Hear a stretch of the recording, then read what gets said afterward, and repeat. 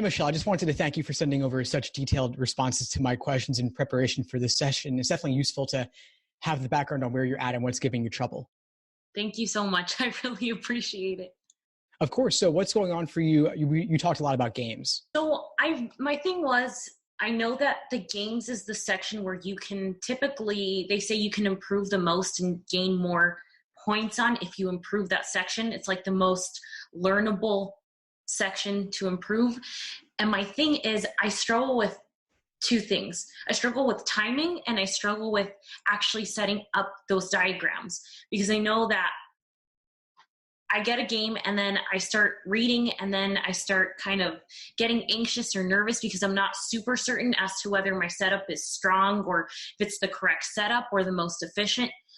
And then by then I'm already losing time. I get to the questions and I find myself towards the last questions. I'm either doing the first ones all the way correctly, and when I hit the third or fourth game, not having time, or I'm just guessing.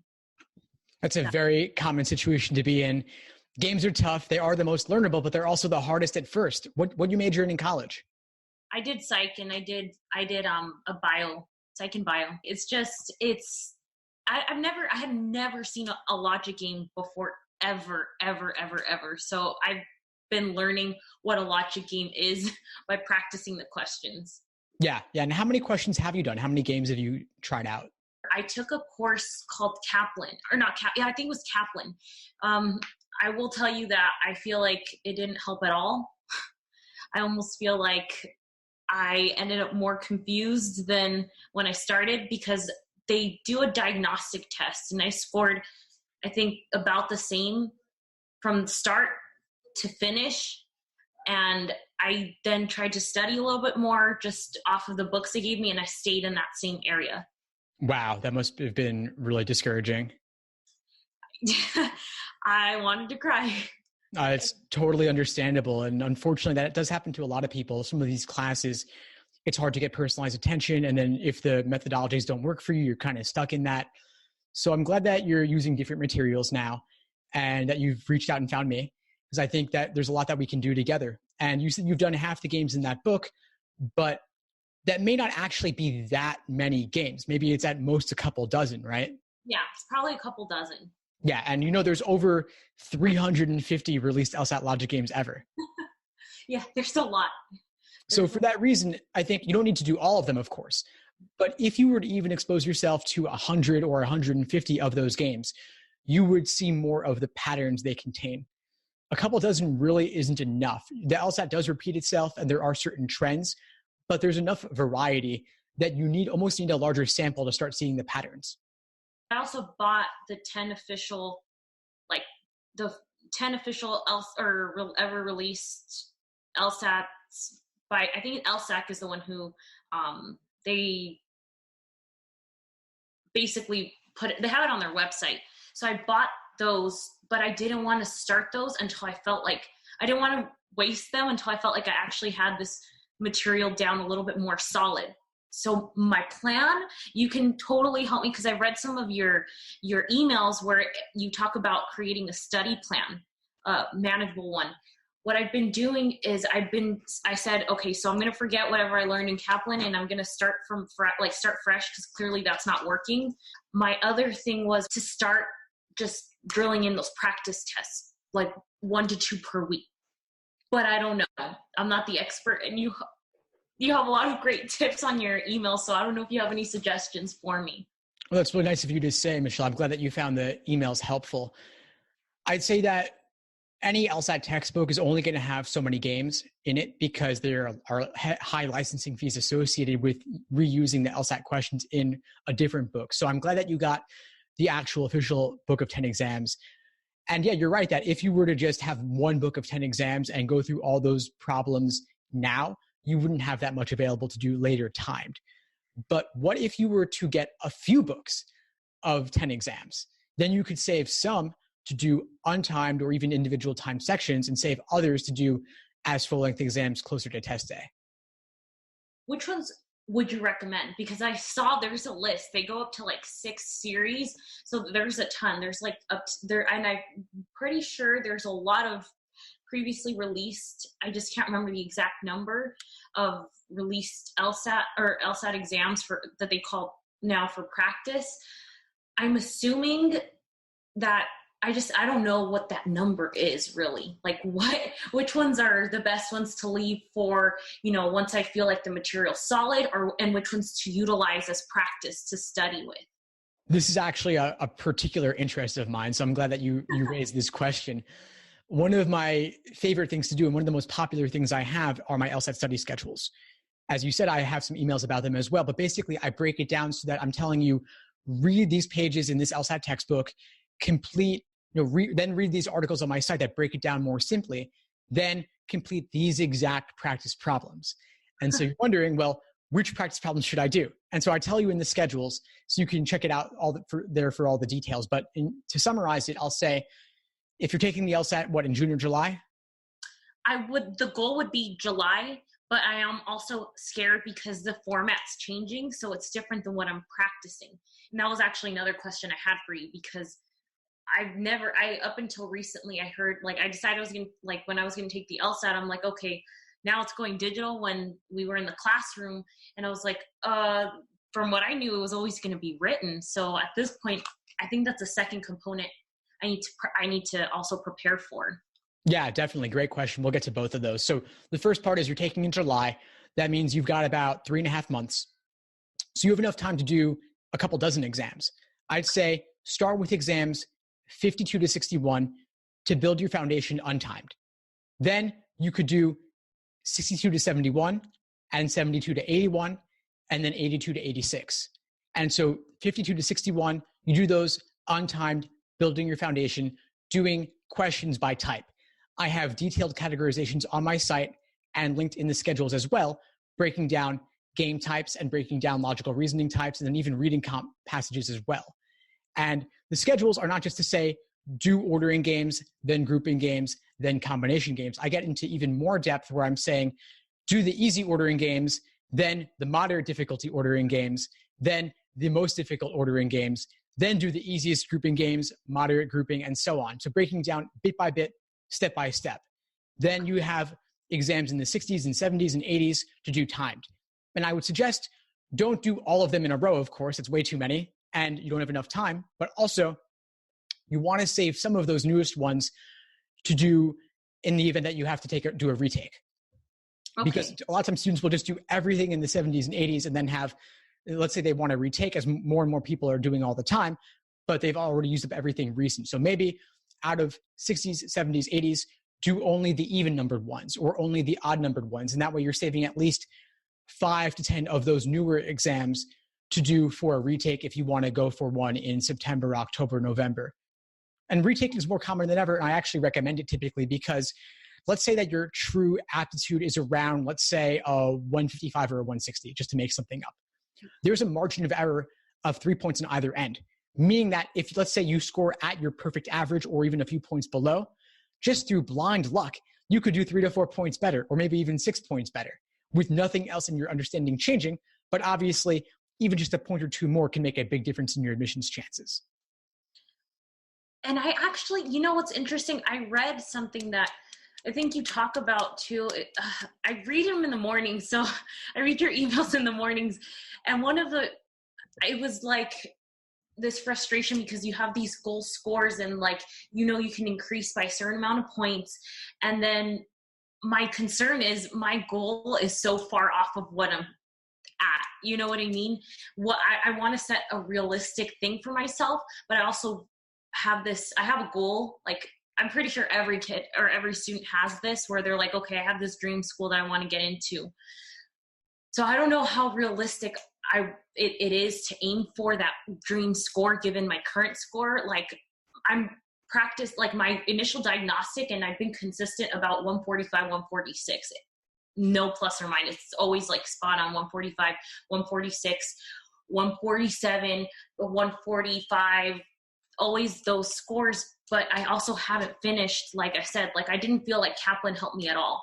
I literally feel like I went into the class and they just taught you about what a logic game is and what these things are, which in a sense is helpful. It's like the ABCs of what the LSAT is, but I didn't actually feel like I gained anything from that. If anything, I felt like it almost made me feel like I was doing worse. Well, it's kind of that's natural, by the way. It's kind of a funny thing where a lot of times people start actually learning the techniques and the methodology and the terminology of the LSAT, and then their score drops. It's the craziest thing. It's because oftentimes it causes us to overthink things. When your aptitude alone will actually carry you pretty far. What happens though is on the tougher questions, things fall apart if you don't have a technique or strategy in mind. And then there's also the fact that you might have conflicting methodologies if you're using multiple systems, so you're not really sure how to go about it. And then there's the other thing where maybe untimed, you could do pretty well, but when you introduce the timing, things fall apart. Does that happen to you? Oh, that happens a lot. So like when I do the untimed logic games, I pretty much get most of them, if not like all of them right. Maybe I miss one when it's untimed, but it takes too long. I mean, I know that realistically you get like 8 minutes per game. And I know, or 8.5 minutes per game, but it takes me like 15 minutes per game right now. And that's 15 times 4. That's like an hour. I have to cut it by half hardcore. Of course. But the good news is that you do have time. And you said, how far can I improve in a certain period of time? Well, as we're talking now, you've got 3.5 months till July. And that is plenty of time, given that you're not starting from scratch. You already have some foundation. And especially since you haven't really improved at all yet, even though you did Kaplan, that means that there is plenty of room. Okay. Everybody improves somewhat just through gaining familiarity with the exam. So my guess here is, and tell me if I'm wrong, that maybe there's a certain degree of overthinking and overcategorization going on with this stuff. I definitely agree. I definitely agree. And that's why I've been approaching this when I'm like, okay, nothing's working from that system. I'm throwing it away. I'm not using any of it. I'm starting from scratch. Like if I was learning a new language, like you said, I'm kind of curious. I would like to do that, where you structure your schedules and you practice based on, the question type, because that way you're practicing in one area and you're getting better in that area before going to the next one, or just kind of building up. There's more structure to that, which I feel like I don't have. Exactly. So I think that the key thing for you, given that you're self-studying, is get your hands on one of these day-by-day study plans where I really break it down bit by bit. And for you, I'd recommend getting the 4-month or the 5-month, even though there's only 3.5 months remaining, because you're not starting from the beginning necessarily. You've already done some work with the actual LSAT problems in the textbooks and such. So I'd say start off with that, start with the games portion, and it'll tell you exactly how to incorporate additional practice problems to supplement what you've got in the textbook. And so maybe you want to do a couple dozen games of each type before moving on to the next type to really solidify your understanding. And that way, because there's 3 phases. There's accuracy, untimed. Then there's pacing with individual sections. And then there's endurance with the full-on 5-section exams. Yeah. And so I think maybe you're jumping the gun a little bit, not doing enough practice problems when you need to do more of them to build your understanding untimed. And you said that you're doing well untimed, but I think that there is a certain potential efficiency you can bring with a deeper understanding, because as you know, timing is such a big part of this exam. And the short answer to getting faster is just to have a better understanding. I absolutely agree. And that's where I'm trying to figure out, like I get scared because I'm like, okay, I'm just reading all this on logical games, but then I also need help with logical reasoning. Should I combine? It's like this uncertainty. So I think that the schedule, like you're talking about, would really help me structure, because that's what I lack. And then this whole, I think I get anxious when I don't know whether I should be doing, what I should be focusing on, it's actually a lot harder than I thought. Yeah, so, it is. It's harder for everyone than they initially think. I thought I could knock this out in 2-3 months when I first started, but my scores stayed in the low 150s for a long time when I had dreams of a 170 plus. And it ended up taking me a full year. And I don't want it to take you that long, of course, but it does typically take longer than we expect. And I think that for most people, it does take them 5 to 6 months to reach their fullest potential. Now you've got 3.5 remaining, but you've also been studying for a while. So I think that collectively you could have enough time to be good for July. Another thing too would be, I consider taking it July and then just already telling myself, okay, I'm retaking it October. And that if I take it in July and I do well, great job. I'm going to give it my absolute all, but I'm not going to stop studying so that I still take it in October. And if I love my score, absolutely fantastic. And if not, October is like, but at the same, because I'm not, I don't want to put a timeline. My goal is 172 actually, or I would, and that's really high given what I've been doing as my diagnostic. You know what I mean?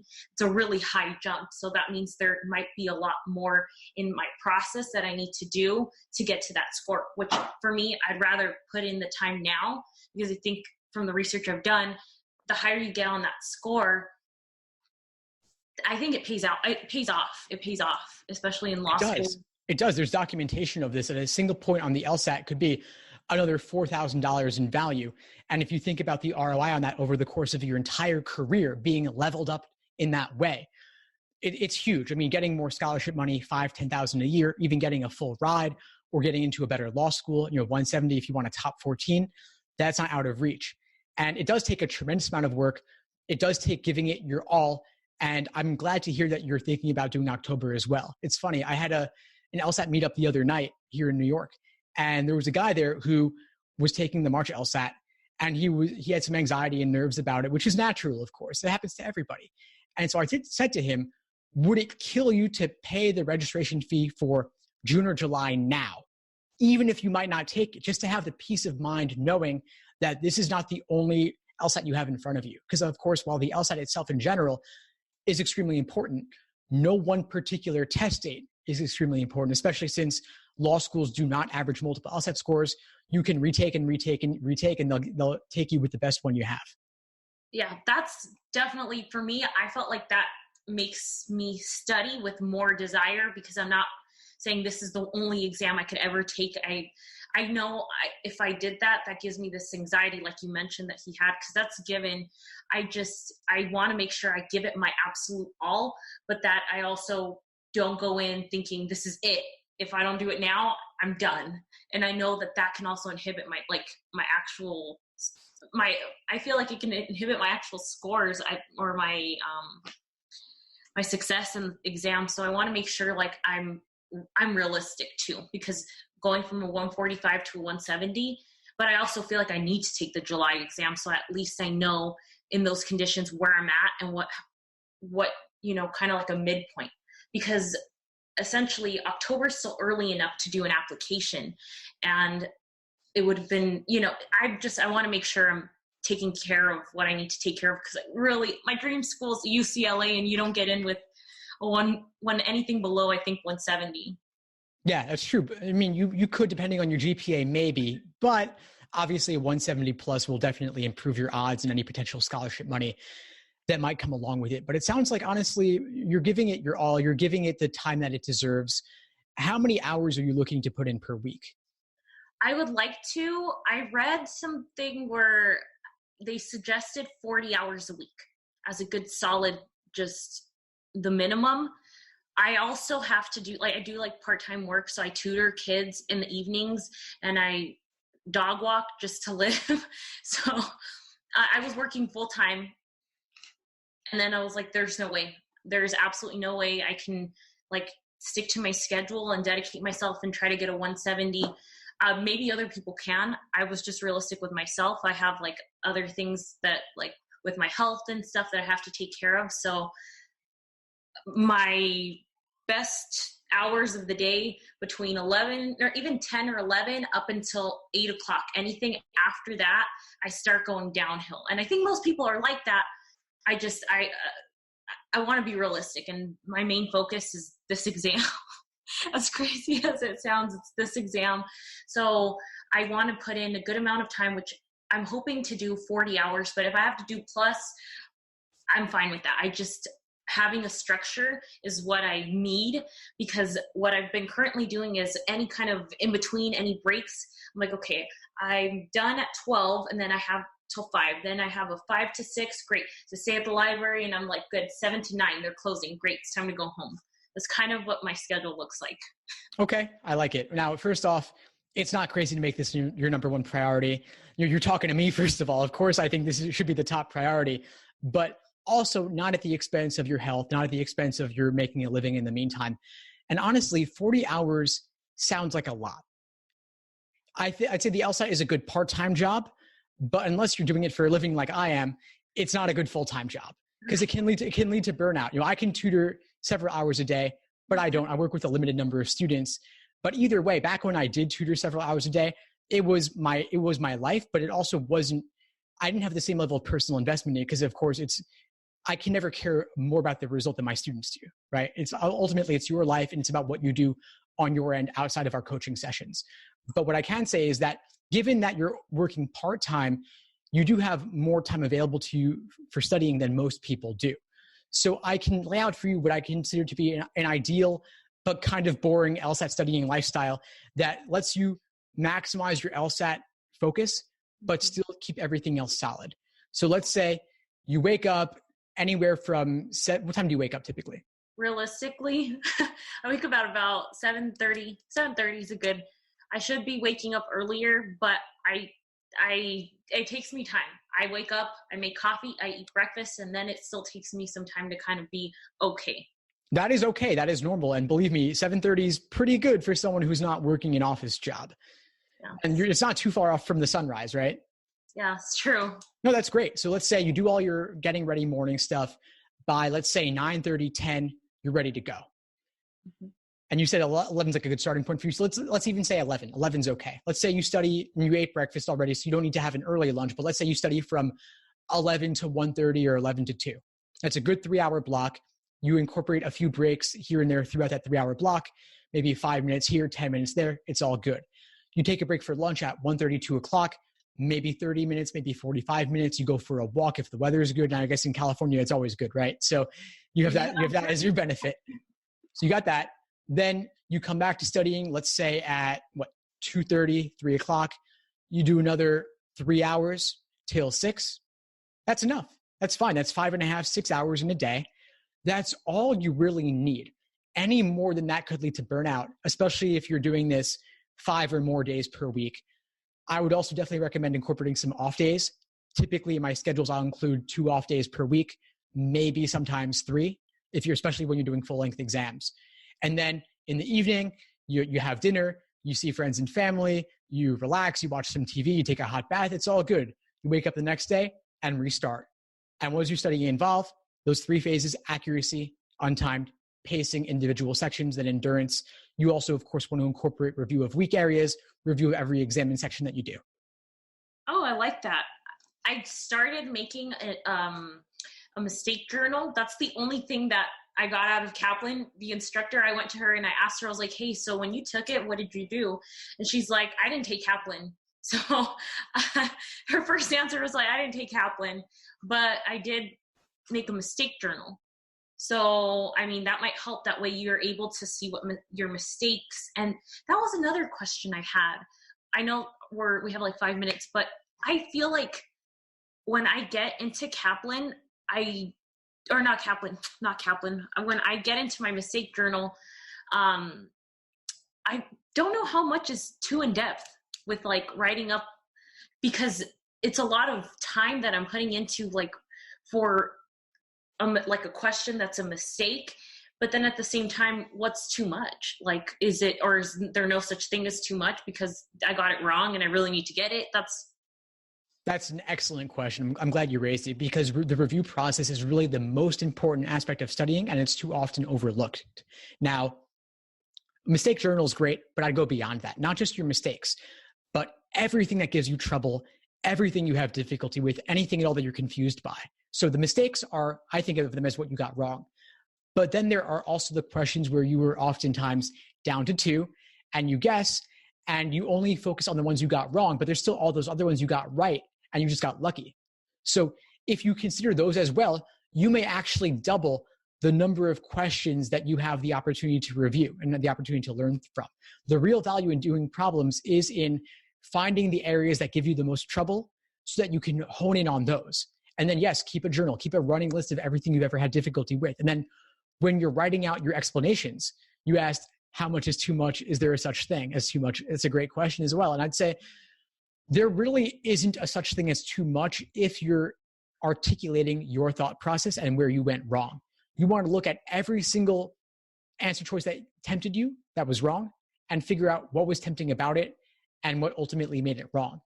And then on the flip side, for the right answer choice, what pushed you away from it? What discouraged you from it? But what ultimately makes it right? And then, of course, if your issue was with the stimulus and not with the question stem, not with the answer choices, or maybe with the question stem instead, you want to look at what in the stimulus was confusing. How did they increase the difficulty level of what was happening in the stimulus? Or maybe if the question stem was worded in an unfamiliar or confusing way, what was the key word or key phrase in that question stem that you misunderstood? And how does it actually relate to a more familiar question stem type? It's a good observation. I did not think of that like that. So I really appreciate that. That's a great tip.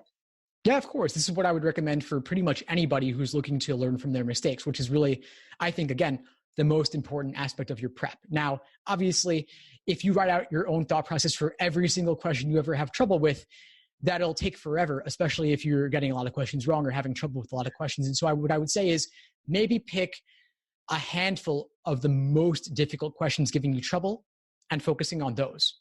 Okay.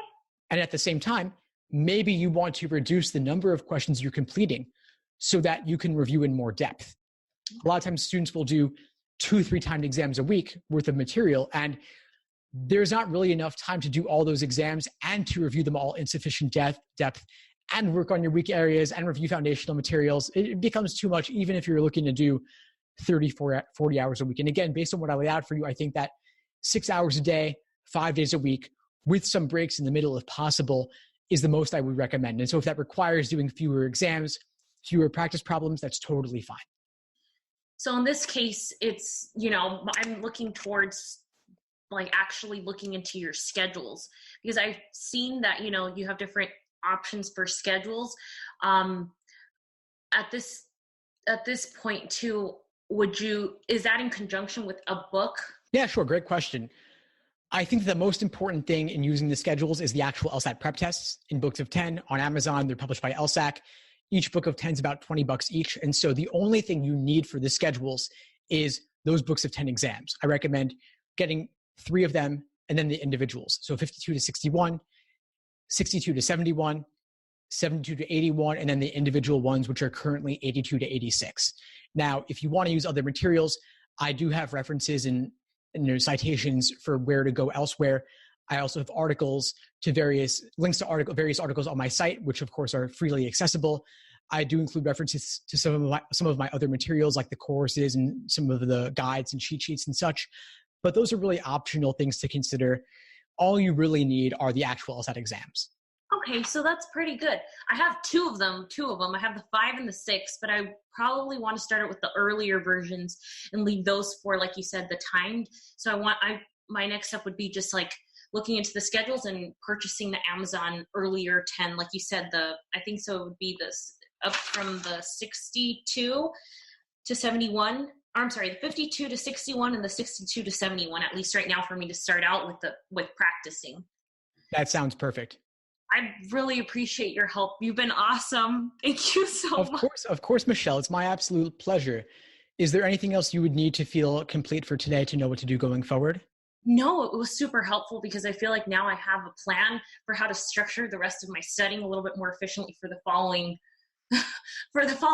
It could be anywhere from 3.5 to all the way till October, which would be 5-6 months at this point. But I feel better. Like I feel